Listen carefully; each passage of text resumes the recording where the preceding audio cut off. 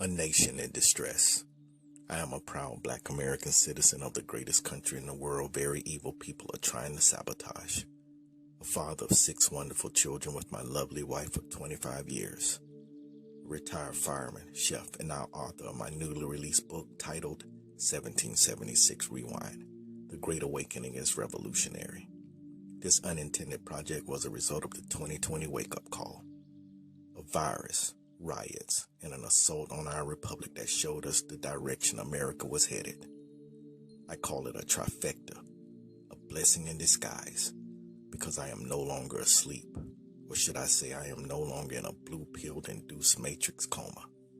I tell you of my ethnicity only to inform you that all blacks are not ignorant, ill-informed, brainwashed, and controlled by the disingenuous media incapable of telling the truth. Otherwise, my race would be of no particular importance. I present to the world an inverted American flag, a nation in distress. Politicians selling our country out to the highest bidder, in which the CCP would be the majority beneficiary. The church's betrayal by answering to FEMA and not God during COVID. An enslavement to the 501c3 that I call the 30 pieces of silver. Academia sexualizing and indoctrinating our children, making educating our children with math, reading, and learning the real history of our country obsolete. Professional sports and ESPN and politics has become the new trend. I don't know if we're watching a Congress hearing or a civil rights movement. I just want to enjoy a game. This is exactly why I am 5 years removed. Major corporations so woke they'd rather go broke. Men can now become pregnant, breastfeed, and have a menstrual cycle. It's considered normal for a grown man dressed as a drag to dance provocatively in front of children.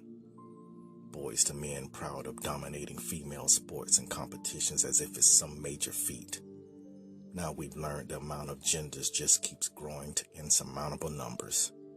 The media makes the innocent guilty and the guilty innocent. The media called a year of chaos and destruction in 2020 as mostly peaceful, with an in-depth analysis of one day in January as an insurrection and an assault to our democracy. We have a two-tier justice system. We see it ramped up against a person serving truth, where Lady Justice no longer wears a blindfold, and on her scales, crime has become a lighter sentence than saving an unborn life. In other words, the justice system is calling right wrong and wrong right. We lock our doors, but we leave our borders wide open. Hundreds of thousands of children go missing each year, and anyone talking about it is ignored. Identity politics is tearing our country apart, where long-term family and friend relationships are torn asunder because of a difference of political opinion. A fiat currency backed by nothing. But they just keep printing the money that says "In God We Trust," with the branding of Illuminati symbols beholding to the central banks. Inflation and inflated gas prices of a dying economy, while billions go to Ukraine as millions of Americans suffer. What is exactly happening to our supply chain? And why is there a disappearing act of baby formula? Those are both rhetorical questions, by the way. We lead the world in fatherlessness. Yet there is an all-out attack on the Western nuclear family, where fathers are becoming a dying breed in our homes.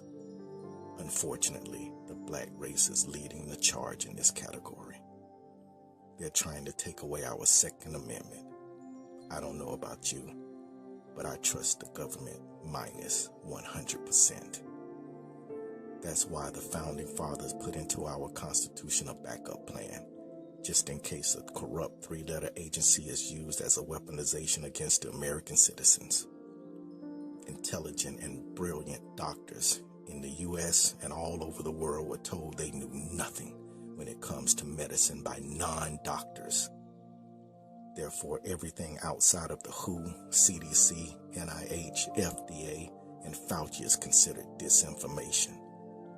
Love for your country and America first for a country we live in has become a slogan for racism, nationalism, and white supremacy. Homegrown Marxists have been infiltrating our country since the Civil Rights Movement, as they presently prostitute my black race to fulfill their communist agenda. Eli Mister calls the Constitution of the United States of America trash, and to him, police brutality is an epidemic. But black-on-black murder, where thousands of blacks are slaughtered every single year across the nation at the hands of blacks, is ignored as a person with a paper cut in a mass casualty incident. We enshrine criminals as martyrs and blacklist honorable, intelligent men like Dr. Ben Carson because they are associated with someone we have been conditioned to vehemently despise. Can you imagine? This is just a sample of the corruption and demoralization running rampant throughout our country. Moreover, everyone exposing the lunacy are called the lunatics spreading hate. So this begs the question, is this not a nation in distress? So I ask you a question. Do you like where our country is headed? If you say yes, it's because of the information war and cancel culture that has been created to keep the masses ill-informed and in the dark about the corruption in every facet of our society. My book exposes the very sources of this corruption and identity politics, destroying the very foundation of our Constitution.